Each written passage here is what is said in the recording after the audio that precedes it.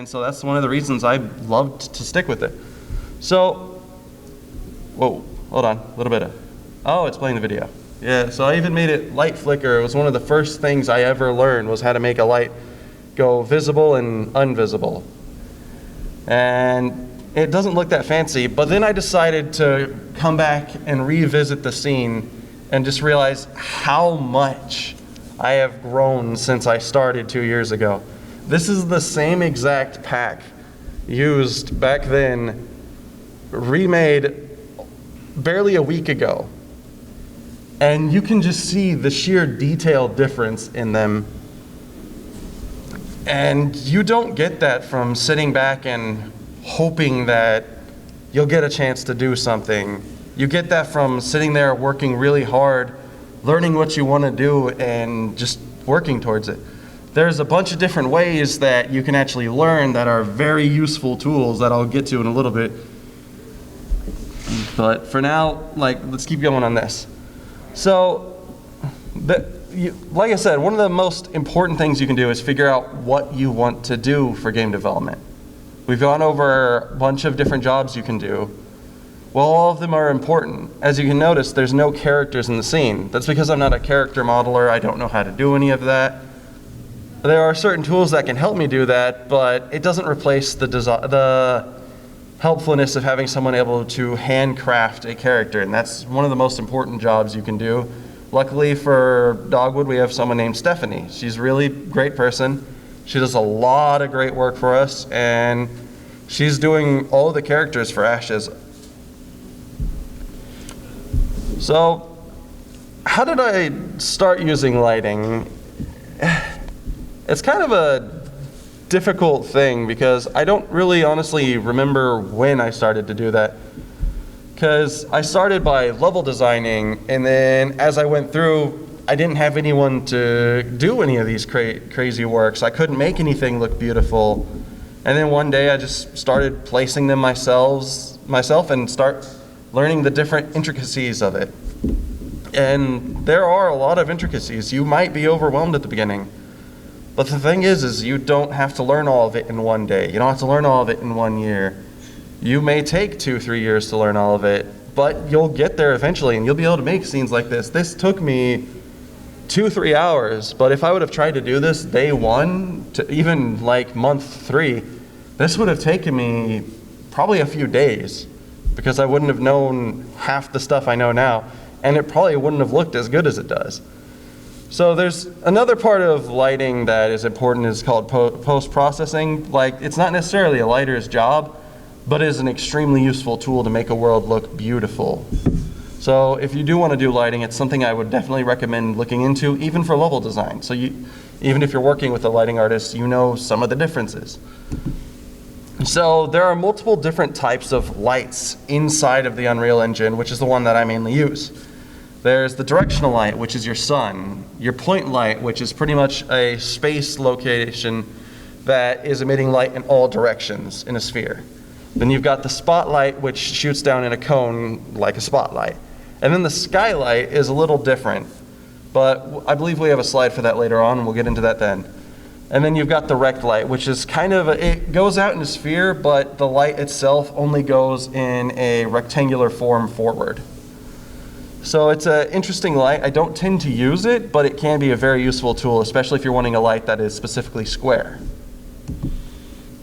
So as you can see, I went ahead and took the time to show what I mean. The point light is the one on the bottom left. That's the sphere. The spotlight's the top left, and the right is the directional light. You can see it coming from the sky and creating a shadow on the floor. So I decided to take the time and create a scene and take out the individual lights of the scene as I go across it. So this is the nighttime scene I did to show you it, but this is what it looks like when you don't have any lights. The reason there's a little bit of light on there is you have to build your lighting for it to actually create your shadows looking proper, to create the actual detail that you want, unless you're using dynamic lighting, but we won't be getting into that right now. Then I decided to take on the skylight. A skylight requires you to have either an HDRI, a high detail range image, or a skybox on the scene. If it doesn't have either one of those, it will not produce a light, but it produces a light everywhere. You can turn the shadow off to be able to use it as an interior light to create false lighting, but enough lighting where your light won't bounce properly too. But it's also a tool that's used for games because you can't turn on bounce lights to a certain level, which is something I will talk about later. But then I took out the skylight and dropped just the directional light and set it up. This is what it looks like with just the directional light. As you can see, the shadows are extremely harsh, but it still looks nice. It lights up the scene, and then you tie it together with the skylight, and now the shadows are no longer harsh. You can actually see the detail in the dark areas. It's something that's really useful to learn how to tie them together. You could also change the light on both, the color of the light on both of them separately to tie together to create this conglomerate of a beautiful scene. And then you tie in the post-processing, and all of it just cleans up, it looks beautiful, and you've got your scene finished. But there's a lot of things you have to learn in post-processing, but the main things are what your exposure needs to be set to. And mainly that's one of the most important ones. You gotta have that manual, or I think the other one's exponential. I don't have slides on them because I wasn't planning on talking about post-processing that much. So, as I said, learning post-processing is something that is important to do. It's not actually that hard to learn because they're mainly just slider bars or materials that you wanna learn to use. So, you saw the city earlier of when I remade it. This is what it looks like when you just have the lights placed. If you look in the center, you see the directional, then the point light in front of the lights over the doors, and then the spotlights on the lights that are hanging from the ceiling. And then the skylight is what allows that light, that tiny bit of light where none of the light is reaching, to be placed, which is a small detail, but the change is just astronomical. Once you get into it, you'll actually notice all the small little changes, one little number changes. And then there are really, really important things to know when you're working with lighting is the bounce light, the indirect lighting intensity, the volumetric lighting intensity. As I talked about, the skylight requires a high dynamic range image or skybox to work. And then spotlight, red lights, and point lights, you cannot have more than 3 intersecting, or else it will X out, and when you build your light, it will not render one of those lights or more. And the most important thing I cannot stress when working on games is save often. This is one of the most, it's kind of obvious, but the amount of times I or another dev has lost hours, if not a day's worth of progress, just because we didn't get to save before the engine crashed or before your computer glitched out. Which isn't necessarily often. It really depends on how you treat it. Because if you do, like I said earlier, if you set your bounce lighting really high, which is in your world settings, if you set that really high, which is the number of, when a light hits a floor, it bounces off that floor. And then it bounces off the next area it hits, and so on and so forth. You can set the number however many times you want, but the higher you set it, the much, much more powerful it requires it to, it requires your computer to render. So it can actually destroy your computer and your game and make it unplayable. So it's a very important thing to know. So when you click on your lights, you'll find a lot of the settings. When you click on it, on the right, you'll find the details panel, or you can go up to Windows and then go down to details and details 1, and it'll bring this up. And you'll find your indirect lighting intensity on there, your volumetric scattering intensity. So what indirect lighting intensity is I already talked about when a light hits the floor, it bounces. So the indirect lighting intensity is how powerful that light that bounces is off. So if you set it to 1, it bounces very lightly. So, but we'll get into that on the next panel, on the next slide. Then volumetric scattering intensity. When you drop fog, you may see, you've seen God rays in real life. When there's mist out or when there's dust out, you'll actually be able to see the light cutting through stuff. And it's just almost solid in the air there. That is called a crepuscular ray or a God ray. And your volumetric scattering intensity is how powerful your light is reacting with the fog. So it's a very important thing to know. Attenuation radius, when you click on a light, for the spotlight, it forms a cone. For the point light, it forms a sphere, and same thing for the rect light. The important thing is that all of those, the attenuation radius is how far it will reach from that point where you have it located in the level. So if I'm going to go ahead and go over to the next one. There are definitely a few other options that are important, like inner cone angle and outer cone angle are specifically spotlight only. It's how wide the spotlight reaches, and the inner cone is how slowly it like decays as it reaches the outer cone. But if we go to the next panel, this is the difference between having low indirect lighting and high indirect lighting. So if you have low bounce light, like indirect lighting, then it really dark off of where the light comes. But when you turn it up and then you build your lighting, it can change the entirety of your level. And it raises the build time, so if you don't have a good computer, you have to really finagle how high you want it to be, or at least set it up to where you have time to set it to build. Like if you go to work, you can click build and you're good. So you're able to, as long as you make sure you're paying attention to like what your time is, you're able to do it while having a 9 to 5 and still learn all your works. You'll just set it to build, and then by the time you come back, it will be done. And if you don't have anything else set up, it shouldn't crash, and you should be good. Now, it doesn't usually get really high until you get into the texture resolution for UVs, but that's not something that we're going to talk about because it's not something that you have to worry about like early on. It's more of something you start worrying about when you get to more advanced lighting, which is something that's kind of, advanced lighting takes a little bit to get used to, and I don't really have enough time to go through all the different key parts of really advanced lighting, because that would go into location, angle, and some of the physics on how light works, which again sounds daunting, but honestly, once you've learned it, you can create such beautiful scenes, and you will be so proud of yourself when you are done with them. But here are some channels that are really, really helpful with learning just modeling, like different programs in general. Ryan Laley is a fantastic way to learn different programming. So they taught me how to do my first light flicker, the one that you saw on the original cyberpunk style scene. And then since then, I've watched a bunch of his channels. I've learned how to make an AI walk around. It's really important to sit there and figure out how you, like, if you're going across and you find a problem, you can look it up and usually figure out how to do it. People who are passionate tend to go out and share the information they have learned. They don't want to sit there and keep it all to themselves. William Foucher, I'm sorry if I butchered that name, but created a bunch of videos that actually taught me how to use post-processing. So if you want to learn what I've done, like how I've gotten to be able to do post-processing like this scene right here, if you watch his videos, he's got one for how to create cinematic look in Unreal.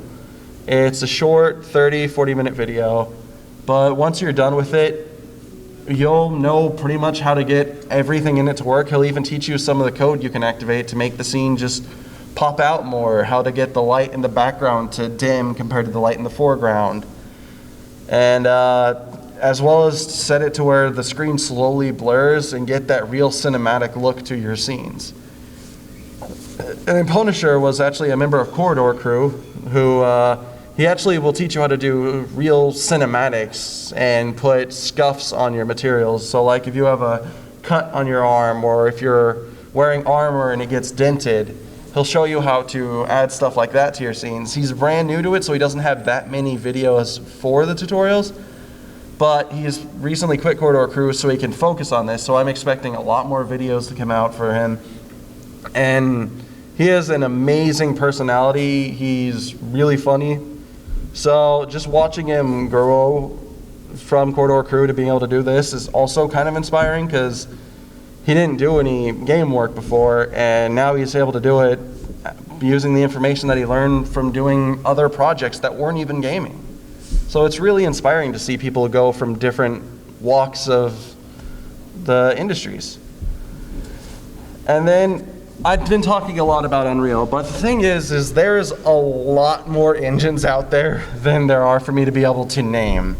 A few key ones are Godot, which if you don't want to get into a lot of coding, it's going to be overwhelming. Like, if you're starting from not knowing anything, it's possible to get into it pretty easily. But hopping in and knowing a lot about how lighting works, it was kind of tricky because to even place it, you have to put a code down for your light to spawn into the level. But before that, you have to create an area using coding for you to be able to place that coded light into.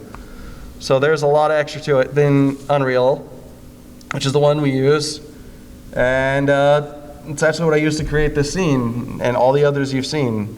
Unity is an interesting case. It's a beautiful engine, it's powerful, it can do a lot of things. But recently, and it's also very beginner friendly, but recently a lot of the updates that they've done to it have separated the engine in so many ways that you have to pay attention when you start it up, that you get all the things you want to be able to do into the engine itself. And the problem with that is there's a high detail setting you have to have in it, and if you don't have it in there, you have to re-add it to your program and then go through every single model in your program, in your version, and add it to each individual one of them. And there's a chance that it could break the material and you'll have to restart your entire project. So that's one of the reasons I don't use Unity that much. Amazon Lumberyard is not necessarily beginner friendly, but it is a powerful engine, and all of it really comes down to preference. If you really want to use it, then by all means, there's no reason you shouldn't. If you want to learn on Cryengine, the problem with it is that it's rather outdated. It's still powerful, you can do a lot of things with it, but the way it works is more archaic these days. Like, it's really old, but it's still able to do everything you need it to. But other than that, there are many more. I couldn't really think of any at the time, and I kind of had to. When I was making this list, I didn't want to hide the background too much because I wanted you all to see what you can do with just learning a bit of lighting. I learned a tad bit of sculpting for the floor, and that took me maybe 5 minutes to make the floor. And then I placed all the models and changed the materials up a tiny bit, which took maybe another 5 minutes. And then I just set the light down and started angling it and figuring out exactly which angle was the best spot for the light to come through. And that's a big thing about lighting, is you have to pay attention to which angle your light is pointing, where it's coming from, where you want the shadows to be located. Because if you don't have it set up right, it can feel weird. But other than that, a lot of it's just you finding that sweet spot that just makes everything pop and look beautiful. So I came here with Dogwood and Sam to be able to just teach you all about lighting. It's something I love to do, and it's something I would really love to see other people get into, or just gaming in general. If you want to get into development, it's a difficult thing to do, but anyone can get into it. I was a nobody when I started. I didn't know anything. And that was only 2 years ago, and now I'm able to create beautiful scenes and work on titles like Static. Static is something that we started on a few weeks ago, maybe 2-3 months ago, and it has changed. Since I joined, the entire look of the game has completely changed. It's fully been updated. This is the menu shot. The menu will be at the bottom, and the camera. With all that I've been able to learn from working with them or just working on projects alone, we were able to get it to where it actually moves over to that little screen in the corner. Now that I'm thinking about it, I should have gotten a video for that. Would look nice. But but then it displays the options. There's just the amount of things I've been able to do since I started developing has just made me a happier person, honestly. And I really hope that I can share that and talk people into getting into development themselves and just feeling inspired to actually do it. I've heard so many people tell me straight up that they don't think that they can do it, that it's impossible for them to do it. The thing is everyone thought that at first. No one ever looked at game development and was just like, that's going to be easy. I'm going to hop in there and it's going to be easy. And if they do, they are wrong. You'll hop in there and you'll be like, where the hell do I go with this? I don't know what to do. Well, the first thing you do is you place something. When the engine starts up, you'll be asked to start with starter content. That's enough to start. If you just take those, you just place them around, learn how to move the widgets, and then learn rotation and scaling. These are all really basic things and can take you 5-10 minutes. And once you've got that down, you've already started. There's a lot you can go up from there, but you just learn the basics of level design. That's what so many indies have done, is just drop a few props they've got off the marketplace. That's one thing that Unreal has, is every month they drop a set of models or even coding sometimes that you can use for your games. And they're completely free. Then all you do is start up your project and add them to it. And then you just start placing them. You start placing the lighting. You start building it. And you start seeing your world come together. And there is no other feeling like that, to start building something and just finishing it. Or even just seeing it grow from a black screen to something like this. It's not something you just get from sitting at home and not even trying. I've tried so hard to get so many people to get into game development, but they're scared, they're worried about it. But there are 3 people at least that I have talked into doing it, and since then they have loved it. Some of them even told me that it has brought fun back to art. It's made art worth doing again. And something like that is not something you can buy. You can't get something like that without even trying. It's incredible. Another title we're doing is Ashes of Kanaka, which a lot of the stuff we've got, we're not ready to show just yet. But I wanted to at least talk about it because it's a JRPG that is full open world and will have multiple levels, and we're working on the trailer for it right now. We want it to look AAA. Doing this requires a lot of work and a team that is willing to do it.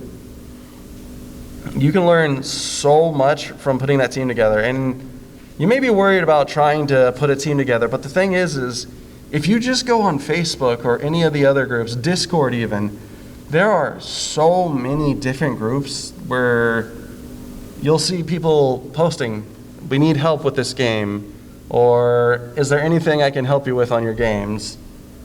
And a lot of them will just do it to help you for free. A lot of them just love doing the work so much that they will jump in there with you. Some of them will even take the time to sit there and teach you how to run the engine. And it's an incredible thing to be able to see so many people out there that are willing to actually help people learn. Then, I started a channel and an art station, and that's where I got my start out on learning different things. Is I created an art station, which anyone can do, and as you create your works, you can go into your art station and place it on there, and other artists will see it, other game developers will see it. And it's incredible to place it on there and just start seeing people like your work. You start with not believing anyone will care. No one will want to see your work. Well, that's what happened when I started my YouTube channel. I didn't care that anyone wouldn't see it. I didn't care. I cared about the work itself, but I didn't care about the hate I could get. I didn't care about that. I just wanted to create something that gave people passion. I don't have a picture of it, but one of the best comments I have ever received was this little comment that said, "I really needed this laugh today." And it was just, it seems so small, but when you give a crap, it means a lot. Just the fact that you were able to help someone have a good day in times that are just not the best for them is something that you can't do from just sitting on your couch watching TV or just doing nothing. So the ability to go out there and create stuff that helps inspire people is one of the reasons that I got into development, and one of the reasons that I think a lot of other people have got into development, and why a lot more people should get into development. Whether it's games or cinematics. The thing is with Unreal and Unity, you can actually take what you've done in there, record it, and you can turn it into a cinematic. There are so many different options you can do, from learning lighting, from learning animating, from learning blueprinting, that you're not just stuck with gaming. So if you feel let down, take a break. It's really important to do that. Not just taking a break, but sometimes even going off and working on something else. Like, you could go and work on a cinematic while you're stuck on a game. By the time you come back, there's a good chance you'll feel more relieved. You'll feel better, like you can actually solve the problem. And a lot of times you will. So just stepping away has solved so many problems for so many different devs. Right once they come back, they almost instantly solve it. Or actually bringing someone who building a group of people that you can trust in development is not honestly that hard, but you also have to be careful who you work with. Not everyone's out there for everyone's interests. That is something that I have learned very clear, but there are a lot out there that are. And you may feel like you might not find them. Well, the thing is a lot of them are out there reaching out to talk to people, but nobody's looking. The amount of times I've seen the posts that I told you about on Facebook or different groups of people just asking for help, and then there's just hundreds of comments talking to them about how they can fix their problems, the solutions, asking what's the problem, what the specs of your computer are, and learning it down all the way to like the bolt on your computer just to be able to help you solve the problem. And this person doesn't know who you are. This happens a lot, and it's fantastic. Now, I'm kind of running out of things to talk about for this instance, but so I'll go into a bit of the post-processing because it's something that I find is really important. So if we go back to a scene like this, what post-processing allows you to do is you can see where the shadows are. You can see where the light is and how bright it is. The post-processing, if you set it to manual, you're actually able to control the camera power, like how it perceives the ISO, like the light and everything as it comes into the focal point, how it comes into the lens. And it actually makes you have so much more control than you have with just controlling the lighting. And it does that for, if you set up a post-processing box, you can set it to unbound and it reaches the whole level. Or you could separate the level based off of where you have them located. They're just a cube that you place down and then you can scale them. And what it allows you to do is the background, the reason it slowly starts blurring is that's through post-processing. You can change the depth of field. If any of you have ever used a camera, it works almost the exact same as that. When you're playing a game, you're looking through a camera that is actually just placed in the engine and has all those different settings that a camera normally has. So if you actually know photography or other stuff like that, it transfers over. It'll make it so much easier to learn stuff like this. And it's incredible. It's also a tool that if you want to create a game that's cel-shaded, like a comic book, then you can actually go into post-processing. There's a video that's an hour and a half long, but made by Unreal themselves, and it goes over this process, and you'll be able to create this comic book looking level. And it's just incredible to be able to do these different things. So pretty much the key points are that make sure to figure out your groups. Like you want to find people that are willing to work with you. And learn lighting, really learn what you want to get into. It's important to figure that out. I'm gonna go back and show you, back to the jobs. As I've said before, there aren't just the few jobs you think of. There it is. When you think of game development, a lot of people just think straight up there's only game developers. That is completely untrue. The amount of times I've heard that and then had to explain that there's not just a modeler or a rigger, which most people don't even know what that is. What that is there are bones that you use to animate your character. Like this is a bone, this is a bone, this is a bone, just like real life, but I can use those to bend the character to be able to animate them and do what I want them to do, and then you keyframe them. And those keyframes together will start making the character move in between them. And that's how you start animating.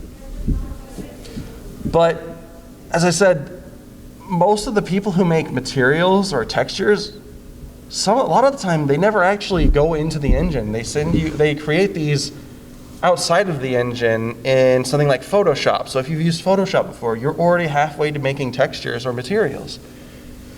So there are a lot of things that you might know outside of development that if you actually decide to go into it, you might have a lot of hidden talent that you didn't know.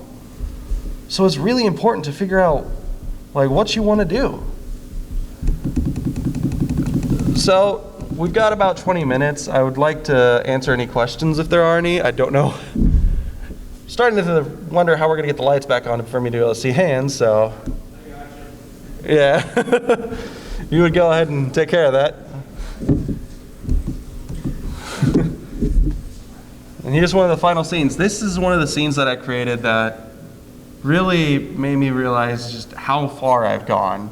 Because I loved creating nature scenes and I didn't know where to go with it. And then I created this one, decided I wanted to do an adventure scene. So I got a sword model and then I placed it. And I said, let's put a stump in there. So I placed the stump and I leaned the sword against the stump. I was like, you know what? I'm starting to see this come together. And I started to build the level around that scene. And I said, in the God rays, that's an actual spotlight that's hanging above the area. So you've got the directional light, which is lighting the whole level, and then the spotlight with a high volumetric setting that casts that God ray onto it. And it just creates this beautiful scene. So, other than that, are there any questions? What? I've been working with 3ds Max to create architectural renderings. Okay. And we were really leaning towards Unreal towards the end. The company ended up dying during COVID. But I'm wondering if you know, like, just because 3ds Max was kind of clunky, it had this very sort of stiff parameters for like shapes. Are there any like roadblocks that you see in Unreal? It's like kind of the state of the art at this point, but as far as I know, I just was wondering if there's anything that you see as an inconvenience coming from Unreal. So the thing is if you're working in if you've worked in something else, when you switch over, if you do any coding for that, do you have to worry about any of that? Okay, so with Unreal, there are some codes you might have to put in, so there's a roadblock of having to learn those. The thing is some of the channels that I just showed, they actually have answers for all those roadblocks that we've had. So usually when we run into those, there are actually answers out there that you can just simply look up on YouTube. There's also Udemy, which is Unreal Academy, and it has so many different videos out there that'll teach you the difference, like everything that you can do in that field. And then there's always more that you can learn into it. A true master never stops learning. So yes, there are roadblocks, but honestly, every single one of them I've run into, I've learned so quick that I don't remember half of them. Yeah, it's just something that stops you for at most a week.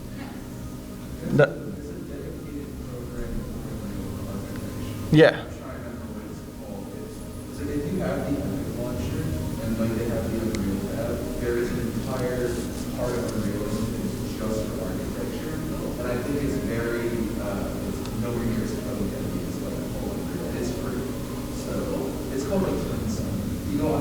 Twin motion?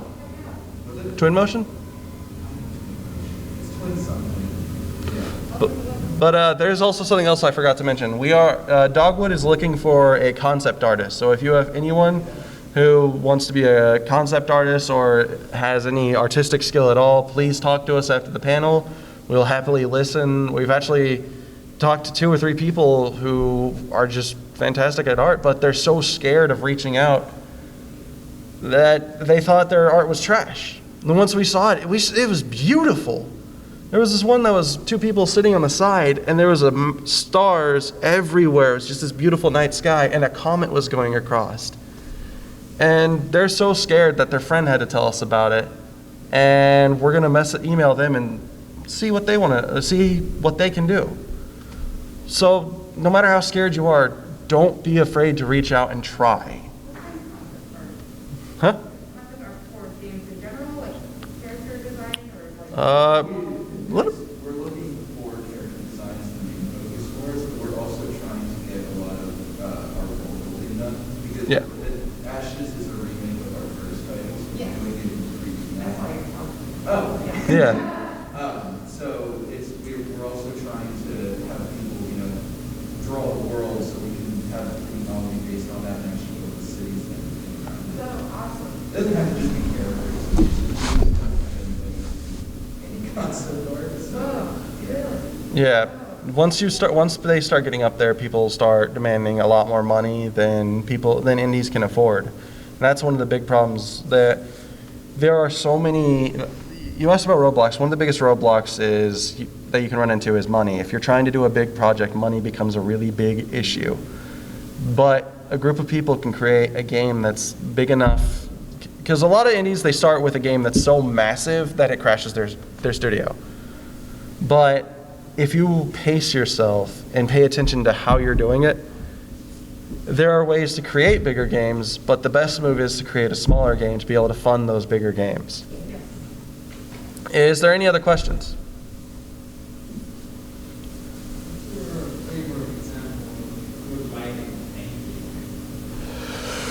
Okay, so I don't really necessarily have a favorite, because honestly, as I go through, I don't want to think of which is my favorite, but what scene, what lighting is just making it pop, what's making it look beautiful. Recently, I downloaded Star Wars, the Forgotten Order, or Fallen Order, because EA finally lost the rights, so I wanted to get it. And there was I finally got a 4K monitor, and I was in Kashyyyk, and there was this massive tree that you're inside of, and this god ray that comes through directly onto a beast that you ride at one point. And this scene, before I could see it, it was still beautiful, but as I looked around, it was just magnificent. There are so many games, God of War even, as you're walking around, if you just look around, take a moment, there are so many details some people put into their level design that are just amazing. Like, one important thing that I want to point out, in the 2 scenes that I made, the first one I ever did, I didn't just go back and recreate the scene. So these models are the exact same models that are used in this one, just rearranged. So I didn't upgrade anything. I used the exact same models to recreate something brand new and make it look that much more beautiful. And as you can see, when we go over here, there are things that aren't just lighting that are on there. Those little paper-looking things on the floor around the skylight, those are all decals, and those are what put grime on your walls. Those are what can put different little details and stuff. And they are extremely helpful. But as you noticed, there are 2 lights that are facing up and down. If we go back to the first scene, it's really unfortunate that they're that far apart. But if we go back to the original one, you can see the light going into the light and actually brightening up inside of there. If you don't put that second spotlight pointing up with the other one pointing down, the inside of that will just be the light bulb glowing, and it'll be dark in there other than that. So putting those 2 together, but just far enough they're not colliding, makes that much difference. So it's all those little details. You'll see scenes that have hundreds of tiny little lights that you may not even think about as an actual light hand placed there, but most of the time there are. So my idea of a beautiful scene and a well done scene is one that somebody took the time and care for to make it look good for the world that it's trying to represent. A lot of people believe that a good looking world is just making one that looks realistic. No, a good looking world is, if you actually think about it, a good looking world is one that fits the world you're trying to build. You don't want to build a stylized game that looks realistic. You don't want to put realistic lighting in a stylized game unless you're doing a stylized realistic. So there are big separations in these that people don't understand. And it's really important when you're getting into it to learning those differences. That's why you'll see a game that looks stylized, but the lighting is just desaturated and just looks funky. That's one thing that's important. A stylized game will have a lot of saturation in the colors, but a realistic game will actually desaturate a little because the engine itself is actually a tad bit more saturated than the real world. So it's really important to learn the differences in those. Would you like me to answer more? All right. Anybody else got any questions? All right, then I think we're good.